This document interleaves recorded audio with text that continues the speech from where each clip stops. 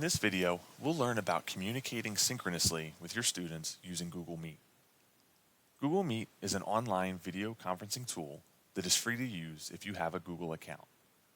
It will support up to 100 participants simultaneously. To start, go to meet.google.com and if needed, log in using your ACCHS email address. To begin a meeting, click Join or Start a Meeting in the middle of the page. Enter a name that will appear to your students. Now Google won't allow a period in the name, so if I were to type Mr. Daly with a period, I would get an error message. When ready, click Continue. Before you begin, you can choose to enable or disable the camera or microphone. For this demonstration, I'll disable my camera. When ready, click Join Now. You'll want to copy this meeting information to share with your students on Sapphire as maybe a link or as an announcement. They'll need it to join the live meeting with you. If you need to find it again later, you can click your name down here in the bottom left corner to copy that information. These buttons in the middle will allow you to turn your microphone on or off, end the call, and turn your camera or your webcam on or off.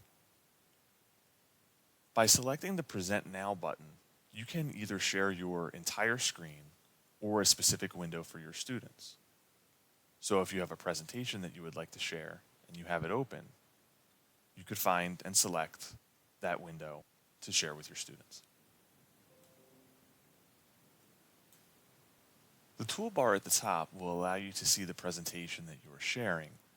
You just need to click where it says Presentation. It will still capture the audio of you speaking.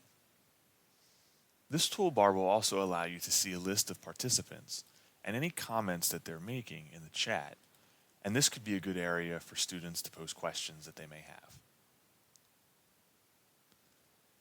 Using Google Calendar, you can also have the ability to pre-schedule a Google Meet session. To do this, first go to calendar.google.com. Find a date that you would like to use to present, and double-click on that date. Create a calendar event by adding a title. Then uncheck All Day so that you can set a specific time for the meeting.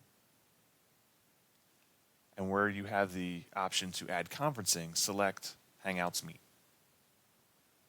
Here you'll get the code that you can share with your students as either an announcement or a link on Sapphire, and you and your students can use that code or that link at the time of the meeting. That's it for this video. In this video, we learned how to communicate with your students using Google Meet. We also learned how to pre-schedule a Google Meet event using Google Calendar.